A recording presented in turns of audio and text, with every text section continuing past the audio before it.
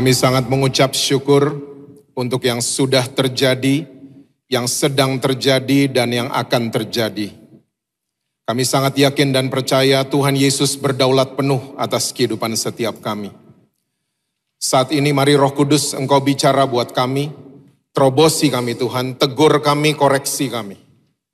Kami mau Tuhan kami keluar dari ruangan ini, kami menjadi pelaku-pelaku firman-Mu. Bahkan kami mengalami perjumpaan pribadi dengan Tuhan Yesus. Kami juga harus mengakui ini bersama bahwa tanpa Tuhan kami gak bisa apa-apa.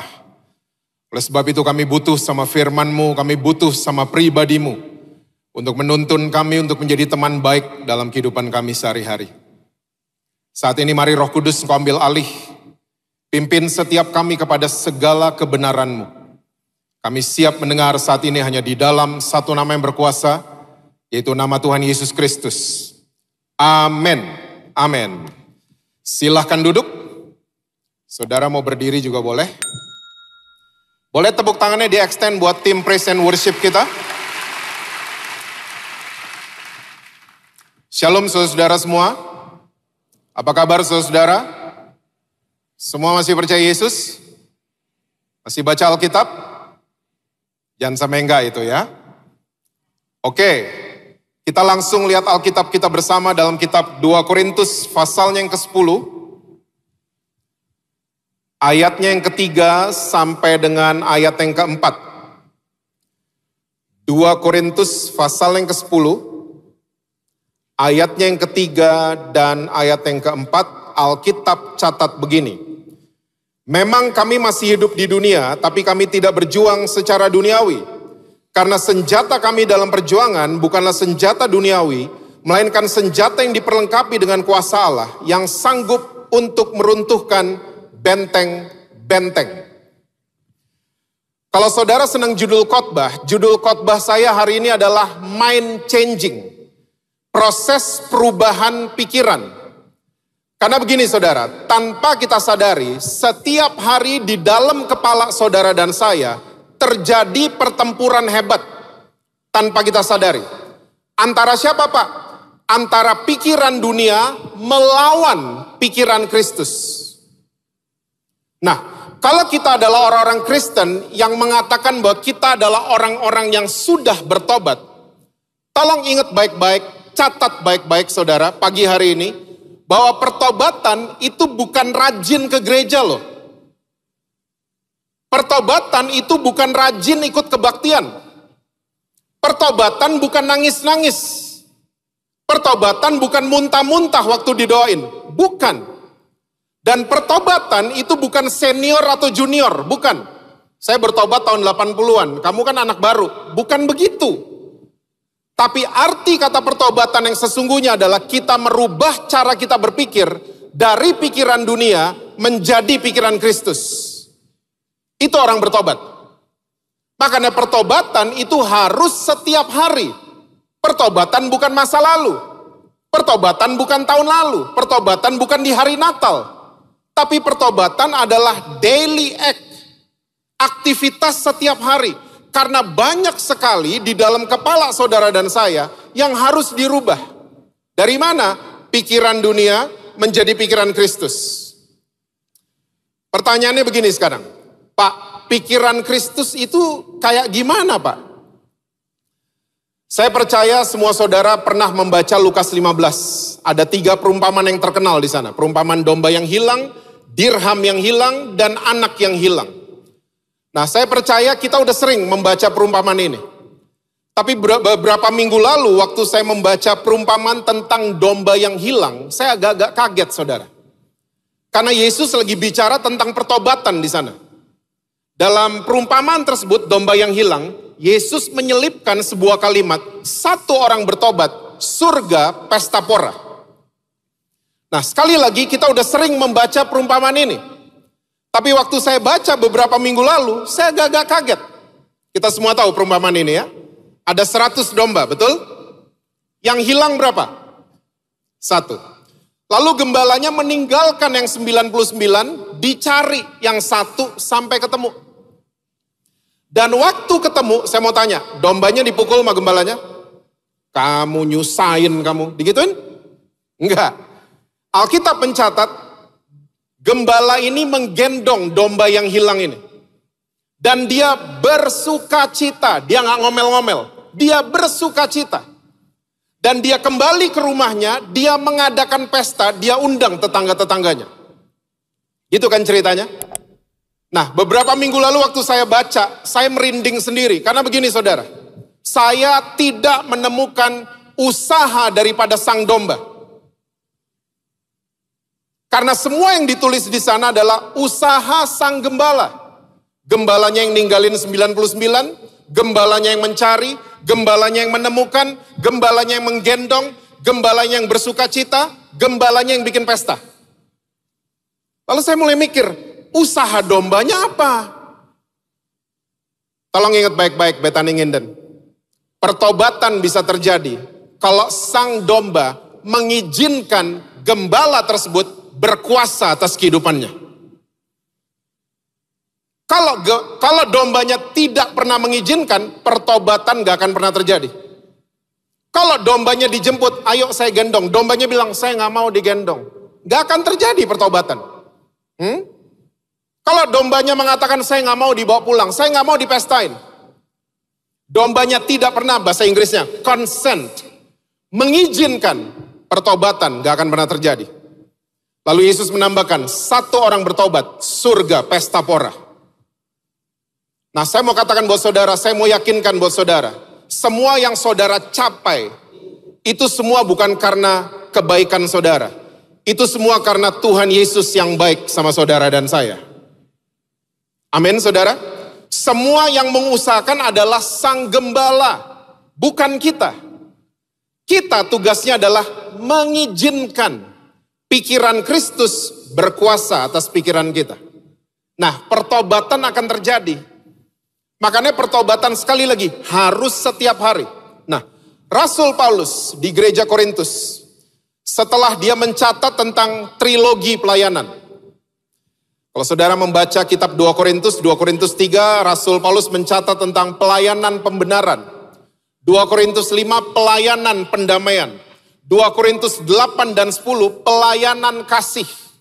Nah, 2 Korintus 10, tiba-tiba ini judul perikopnya adalah sikap daripada Paulus.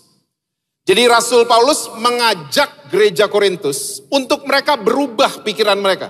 Diajak untuk bertobat. Bukan tadi yang saya sebut ya, pertobatan tadi ya. Bukan nangis-nangis, bukan muntah-muntah. Tapi diajak Rasul Paulus untuk merubah cara mereka berpikir. Dari pikiran dunia menjadi pikiran Kristus. Nah, sebenarnya banyak sekali tips yang dikasih Rasul Paulus.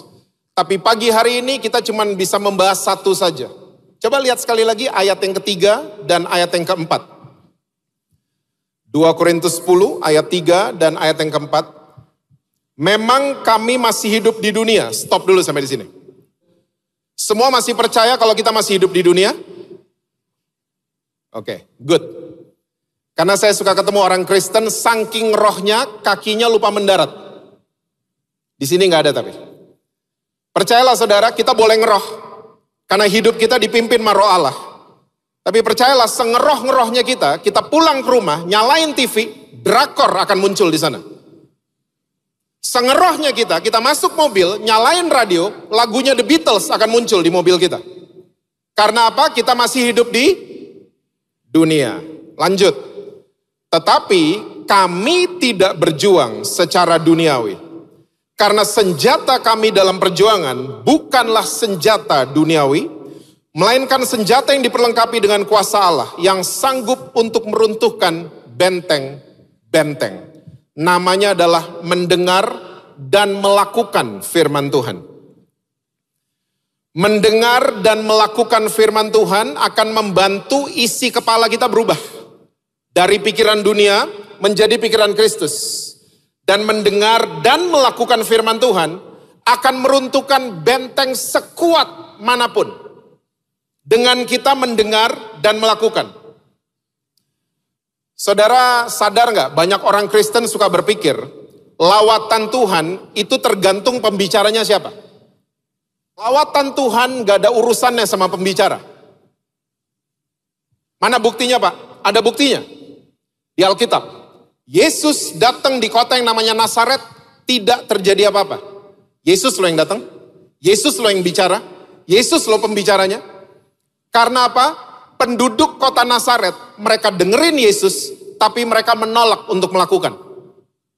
Mereka gerasa-gerusu kan di belakang, ini anaknya Ucup Mama Maria kan? Udah gede aja, gondrong, ini anak tetangga nih, kok khotbah-khotbahin kita? Mereka nggak terima dikhotbahin sama anak tetangga. So nothing happen, tidak terjadi apa-apa. Tapi kalau saudara pernah membaca di Perjanjian Lama, ada seorang pembicara datang di sebuah kota. Tidak naik pesawat, tidak pakai supir, tidak pakai taksi. Dia datang di kota tersebut, dimuntahin dari mulut ikan, baru dikerem 3 hari. Namanya Yunus. Dan khotbahnya melanggar ilmu homiletika. Khotbahnya melanggar ilmu berkhotbah. Khotbahnya biasa aja, tapi anehnya satu kota Niniwe dilawat sama Tuhan. Why? Kenapa? Ternyata bukan karena pembicaranya. Karena penduduk Niniwe hari itu, mereka mengambil keputusan mau melakukan apa yang mereka sudah dengar. Jadi ternyata lawatan Tuhan terjadi bukan karena pembicara. Lawatan Tuhan terjadi karena saudara dan saya mengambil keputusan, mendengar dan mau melakukan firman Tuhan. Amin saudara? Jangan pernah mengidolakan pembicara. Setuju? Idolakan Tuhan Yesus saja dalam kehidupan saudara. Jangan pernah mengidolakan manusia. Nah, ternyata mendengar dan melakukan ini sangat-sangat powerful. Nah, banyak orang Kristen suka datengin saya, mereka ngomong gini, Pak, saya bisa Pak melakukan, tapi nggak bisa konsisten. Saya nggak bisa Pak. Melakukan sekali-kali firman Tuhan bisa. Pernah dengar? Atau sering buat? Saya bisa, tapi nggak bisa konsisten. Nah begini saudara. Saudara semua pernah tergoda?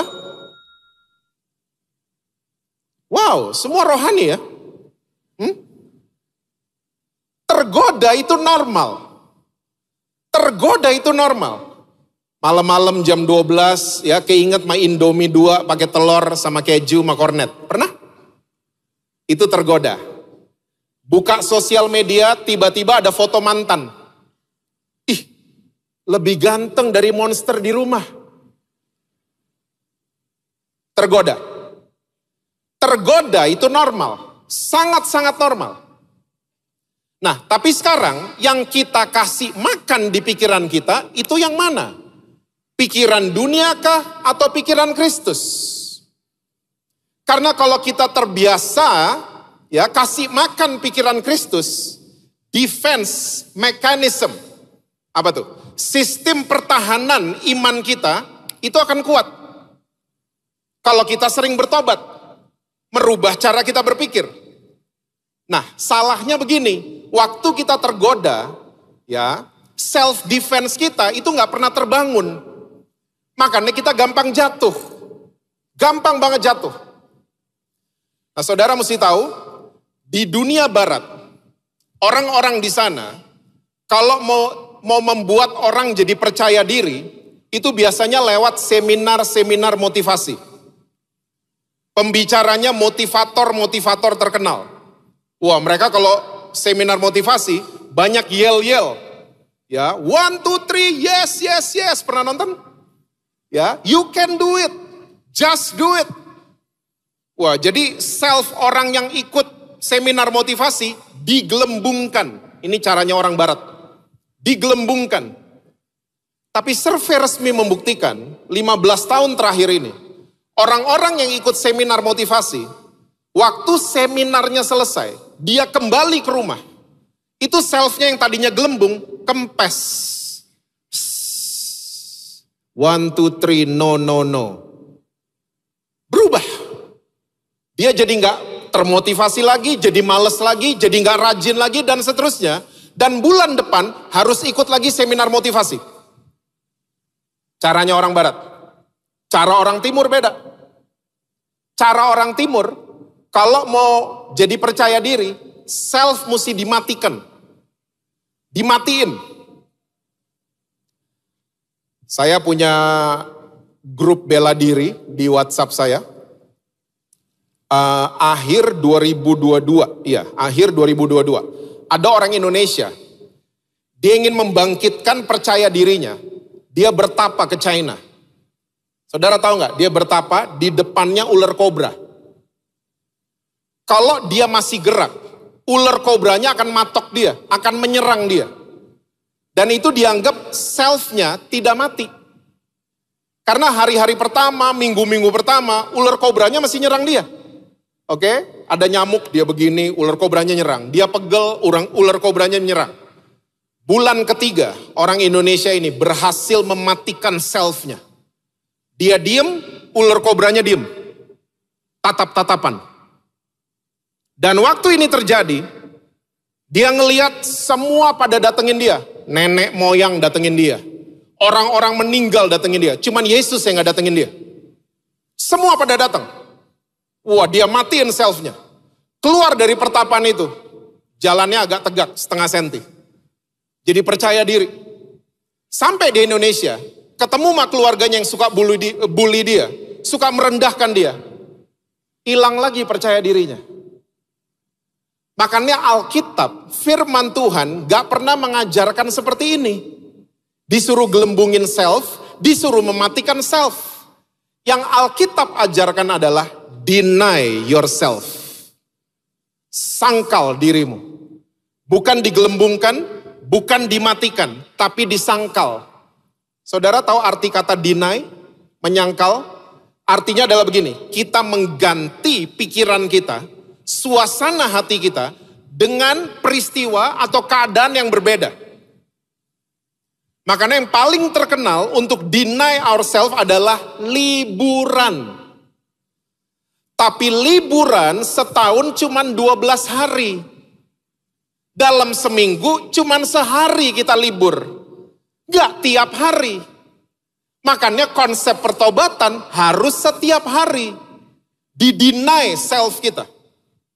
Karena begini, di dalam jiwa saudara dan saya itu ada self, ada ego. Antara self dengan ego harus sinkron, harus nyambung. Nah, di antara self dan ego seringkali banyak peristiwa yang terjadi. Perceraian, kita terluka, kita kecewa, kita kepahitan. Akhirnya apa yang terjadi? Ego kita yang naik. Menguasai pikiran kita. Ini yang disebut dengan pikiran dunia. Menguasai kita. Akhirnya ego tersebut jadi master dalam kehidupan kita. Semua keputusan yang kita ambil didasarkan dengan ego yang menguasai kita. Karena dia jadi master. Kita izinkan dia jadi master. Izinkan sang gembala yang berkuasa atas kehidupan saudara. Jangan izinkan ego kita. Kita jadi nuntut. Saya kan mesti ngertiin. Ngertiin saya dong. Saya kan yang terluka. Pernah ketemu orang-orang kayak gini? Egonya yang mendrive semua keputusan, semua kehidupannya. Makanya mendengar dan melakukan, dibilang sama Rasul Paulus, adalah senjata yang sanggup untuk meruntuhkan benteng manapun. Nah, kita mesti tahu juga, di dalam otak kita, itu ada dua bagian, saudara. Otak kiri sama otak kanan.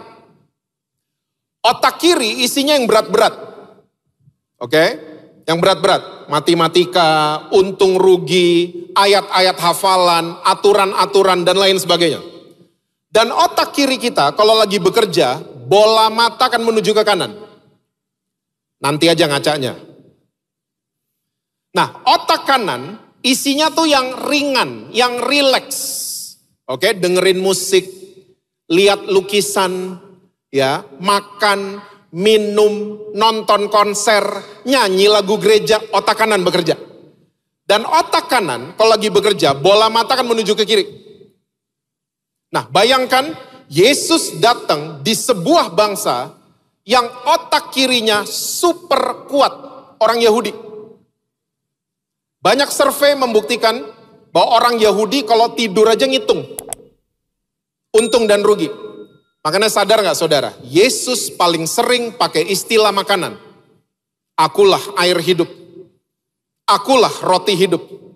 Dan metode pemuritannya Yesus Ya, saudara mesti tahu metode pembelajaran di Yunani itu guru berdiri di papan tulis, mahasiswa atau siswanya duduk di ruang kelas. Itu metodenya orang Yunani. Saya mau tanya, saudara pernah punya foto Yesus sama murid-muridnya kayak begitu? Enggak ada. Ya, karena metode yang Yesus kerjakan adalah pemuritan di atas meja makan. Kita semua punya fotonya. Saya sampai hari ini bingung, yang ngambil foto mereka ber-13 itu siapa? Dan ternyata metode ini berhasil banget. Sambil makan, di atas danau, di bawah pohon.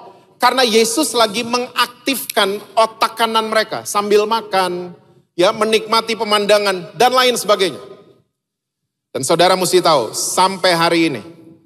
Ya, sampai hari ini, metodenya Yesus masih relevan. Saya mau bertanya sama saudara. Deal-deal bisnis besar terjadi di ruang meeting atau di meja makan? Kalau di ruang meeting, muffinnya nggak ada, kopinya nggak ada, addendum terus kontraknya. Salah nih, salah. Tapi waktu muffin keluar, kopi keluar, otak perhitungannya tumpul, tanda tangan. Yang masih single, kalau menyatakan cinta, jangan pernah di atas angkot. Masterclass loh ini. Ajak makan, udah 2-3 hap, otak kanan bekerja, otak perhitungannya tumpul, nyatain. 100% pasti diterima. Nah, ternyata otak kanan saudara dan saya, inilah tempat merenungkan firman Tuhan. Seringkali orang Kristen habis mendengar, kita bisa melakukan dan tidak bisa konsisten. Karena kita nggak pernah merenungkan. Kita cuma tahu ayat di otak kiri, kita hafal ayat di otak kiri, tapi otak kanan kita nggak dipakai. Akhirnya iblis masuk. Waktu iblis masuk, dia kasih bahan perenungan yang beda. Yang tentunya bukan firman Tuhan. Laki orang, bini orang, khawatir, kepahitan, balas dendam, tapi tahu firman. Makanya Raja Daud ngerti ginian. Dia buka kitab Mazmur, dia ngomong gini, renungkanlah firman Tuhan tiap hari Natal, gitu. Renungkanlah firman Tuhan siang dan malam. Karena iblis mendakwa saudara sama. Iblis menggoda saudara sama. Siang dan malam. Wahyu 12. Kalau pikiran kita nggak pernah berubah, kita jadi bangsanya si jahat. Nah, ini semua akan membantu kalau kita master self kita dengan firman Tuhan. Ya, menyangkal diri kita dengan firman Tuhan. Dengan apa? Bertobat setiap hari. Mengganti pikiran dunia menjadi pikiran Kristus. Saya percaya saudara, ya, bahwa pertobatan akan setiap hari terjadi dan surga akan ikut pesta pora. Karena ngelihat ada pikiran-pikiran yang berubah dari dalam kepala saudara dan saya. Pertobatan. Nah sekarang, ada satu oknum yang selalu mengganggu proses pertobatan ini terjadi. Proses mind changing terjadi. Saudara tahu nggak nama oknumnya siapa? Bukan iblis. Nama oknumnya adalah khawatir. Iblis setiap hari targeting. Ingat ya saudara, iblis itu nggak bisa masuk ke roh kita. Karena roh kita udah miliknya Tuhan Yesus. Iblis targeting orang-orang Kristen yang otak kanannya nggak pernah dipakai. Tadi kita udah bahas. Ya, cuman tahu ayat. Nah dia masuk. Dia kasih khawatir. Dan orang yang sudah khawatir sulit melakukan firman Tuhan. Betul apa betul? Orang kalau udah khawatir sulit disiplin firman Tuhan. Orang kalau udah khawatir, sulit taat sama firman Tuhan. Dan saudara mesti tahu, orang kalau sudah khawatir, dia bawa dirinya ke daerah musuh. Bukan iblis yang bawa. Dia sendiri yang bawa dirinya ke daerah lawan. Yuk kita lihat, 1 Samuel 27, ayatnya yang pertama. 1 Samuel 27, ayat yang pertama, itu judulnya Daud di antara orang Filistin. Saudara masih ingat 1 Samuel 27 di mana? Itu sebelum 1 Samuel 28.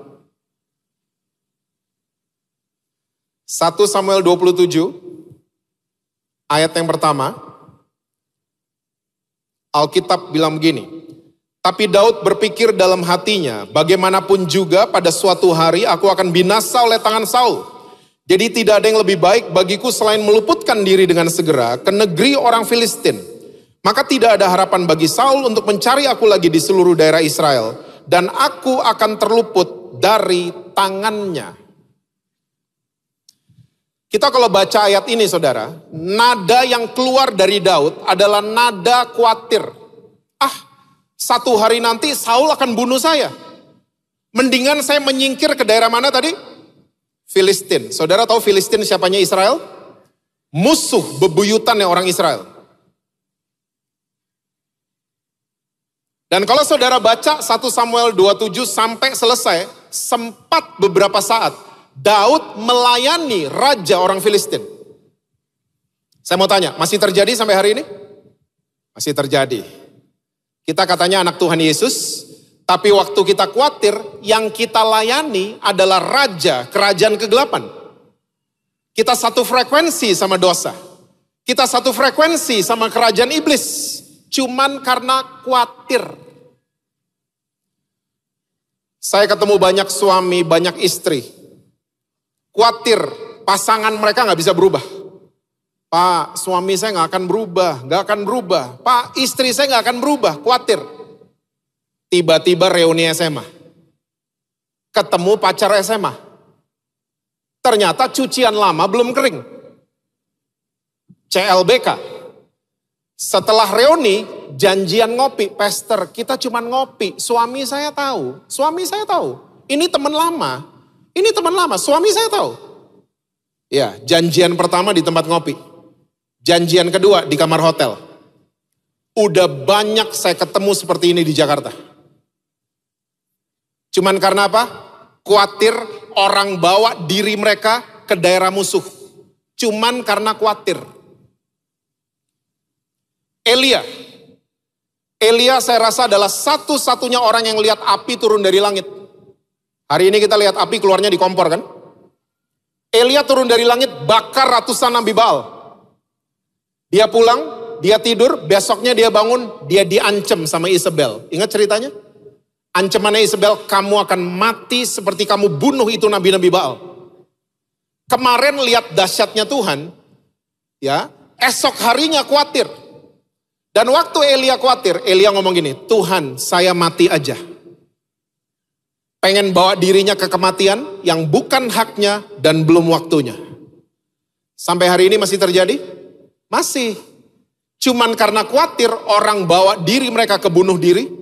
Dan selalu doa sama Tuhan, Tuhan angkat saya aja. Pernah berdoa kayak gitu? Kok belaga lupa mukanya? Tuhan saya mati aja mendingan. Cuman karena khawatir. Jangan khawatir. Karena saudara dan saya berjalan dengan Tuhan Yesus yang luar biasa.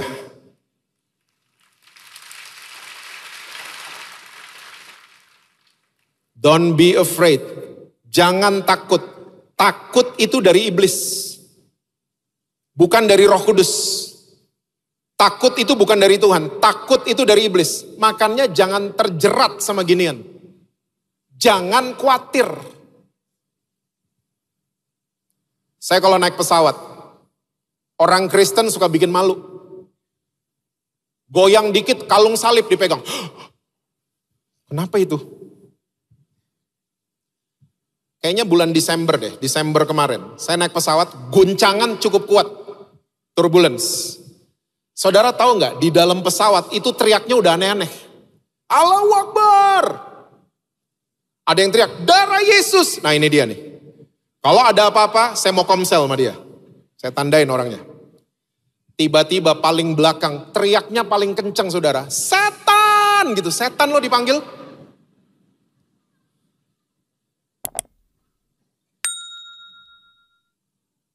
Sekali lagi saya mau katakan, jangan khawatir. Saudara dan saya punya Tuhan Yesus yang luar biasa.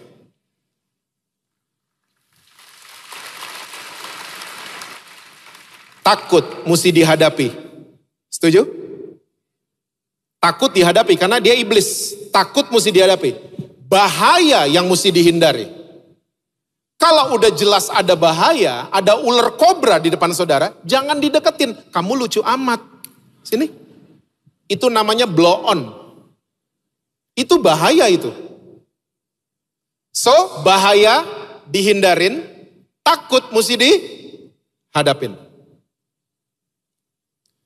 Saya akan masuk di bagian terakhir dengan share buat saudara semua tentang map, peta.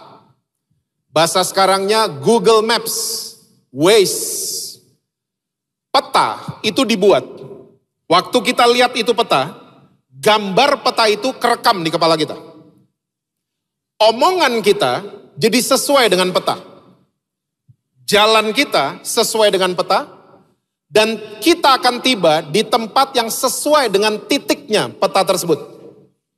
Itu gunanya peta dibuat. Oke? Nah sekarang, di dunia saudara dan saya ada 3 peta. Kita mulai. Yang pertama namanya adalah peta politik. Apakah peta politik itu? Peta politik itu begini.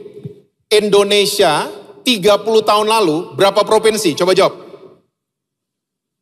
27. Sekarang berapa? Coba jawab.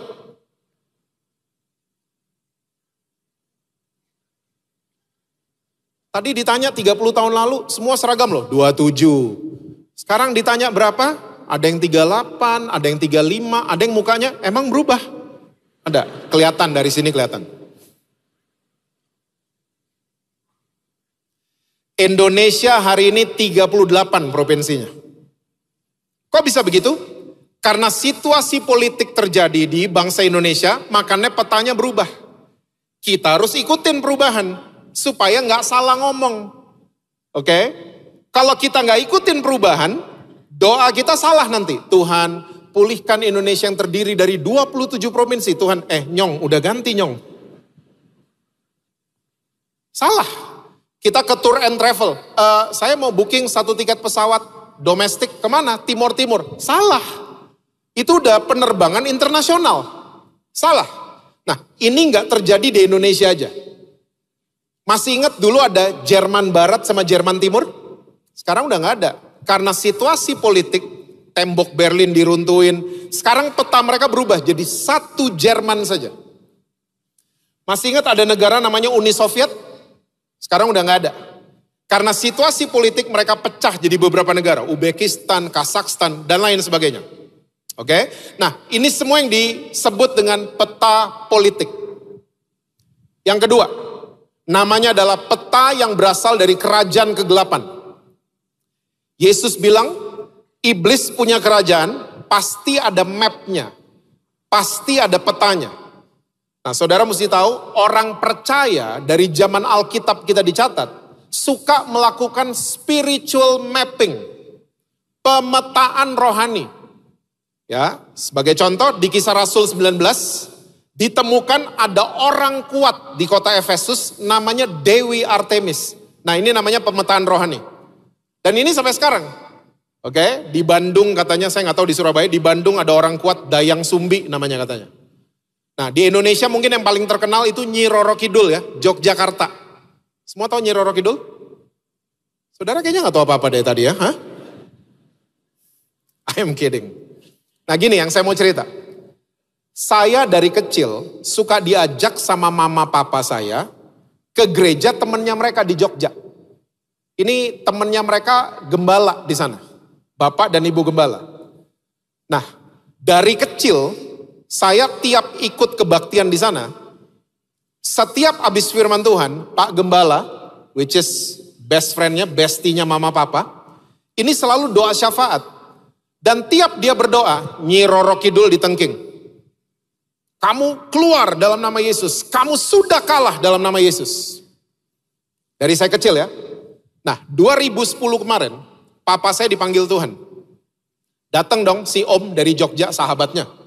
Datang ke Jakarta, ketemu saya.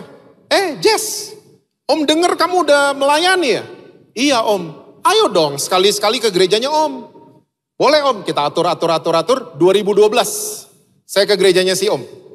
Sampaikan firman Tuhan, selesai firman Tuhan, si Om masih sama, doa syafaat. Dan saudara masih tahu?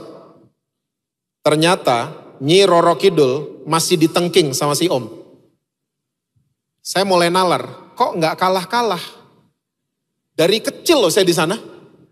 Kok tiap minggu ditengking kok nggak kalah-kalah, kok nggak keluar-keluar dari Jogja. Saya menemukan jawabannya karena kita jarang pakai map yang ketiga. Siapa lagi yang punya peta? Kerajaan sorga punya peta. Apa petanya? Ini petanya. Namanya firman Tuhan. Ini petanya. Alat yang kalau kita izinkan, kita bisa mendeny ourselves. Kalau kita mengizinkan, dia bisa berkuasa atas pikiran kita. Nah kita jarang pakai. Ternyata peta kerajaan sorga mengatakan gini. Yesus waktu bangkit di hari yang ketiga, dia sudah mengalahkan semua. Semua dia sudah kalahkan. Pertanyaan sederhana saya, kalau dia sudah mengalahkan semua, kalau gitu orang kuat di Jogja, Nyi Roro Kidul apa Yesus Kristus? Coba jawab. Tinggal diganti ininya. Makanya iblis menyerang orang-orang yang gak bertobat. Orang-orang yang gak pernah mengganti pikiran mereka. Mengizinkan pikiran Kristus yang berkuasa. Diserang sama iblis. Saya masih ketemu orang-orang Kristen kayak gitu. Pak, rumah saya kayaknya belum bersih Pak. Kenapa pembantu gak balik? Bukan gitu Pak. Itu kayaknya di lantai 2 ada penunggunya Pak. Kalau kita terus mengatakan rumah kita ada penunggunya, terjadilah seperti imanmu. Tapi kalau kita mulai mengganti pikiran kita dan mulai mengatakan rumah saya, setiap sudut, setiap ruangan hanya dipenuhi oleh hadirat Tuhan saja. Terjadi juga seperti imanmu. It's all right here. Semua ada di kepala saudara dan saya. Makanya waktu Yesus mau naik ke surga, nanti saudara bisa baca di Lukas 24. Pesannya dia sama murid-muridnya. Ya, sampaikan berita ini ke segala bangsa tentang pengampunan dosa dan pertobatan. Cuman 2 yang disuruh sama Yesus. Pengampunan dosa, remission of sins, dan pertobatan, repentance. Dan ingat, bertobat bukan nangis-nangis, bukan rajin ke gereja. Kita boleh rajin gereja, ininya gak pernah berubah, percuma. Kita akan hidup di old habits, kebiasaan-kebiasaan lama, kita akan hidupin terus. Karena gak pernah berubah. Cerita terakhir sebelum kita masuk perjamuan. Tahun 2003, my goodness sudah 20 tahun lalu itu. Saya nganterin teman saya ke pedalaman Kalimantan. Sampai di gereja, teman saya ini diundang khotbah saudara. Sampai di gereja yang ngundang teman saya agak-agak kaget. Karena foto presidennya B.J. Habibie. Saya dalam hati gini, ini kayaknya lupa ganti kayaknya mereka. Mereka terlalu sibuk soalnya. Nah teman saya khotbah sorenya. Waktu mau doa berkat. Pak Gembala setempat sekalian doa syafaat. Waktu dia doa syafaat. Tuhan kami memberkati presiden kami Bapak B.J. Habibie. Saya dalam hati ini gak tahu benar. Selesai kebaktian. Makan. Teman saya memberanikan diri untuk menyampaikan ke Pak Gembala. Pak maaf kita mesti menyampaikan sesuatu. Oh boleh, gak apa-apa, sampaikan aja. Maaf ya Pak, presiden kita udah ganti Pak. Saya timpalin, udah 2 kali ganti Pak. Gus Dur dulu, sekarang udah Megawati. Saya mau tanya sama saudara. Itu orang-orang di pedalaman Kalimantan, mereka semua warga negara Indonesia. Darah mereka Indonesia, tapi mereka gak tahu orang nomor 1 mereka siapa. Hari ini kita semua warga negara kerajaan sorga. Kita ditebus pakai darah yang sama. Tapi seringkali kita nggak angkat Yesus jadi orang nomor 1 kita. Kita angkat yang lain di kepala kita. Kita angkat khawatir, kepahitan, balas dendam, ya kekecewaan, dan lain sebagainya. Itu jadi nomor 1. Yesus cuma ban serep. Saya cuma mau katakan buat saudara, ganti peta kita di kepala kita. Ganti map kita, disetting ulang. Angkat Yesus jadi orang kuat kita satu-satunya. Saya percaya omongan kita akan berubah, jalan kita akan berubah, dan kita akan tiba di tempat sesuai dengan titik-titiknya kerajaan sorga. Amin saudara.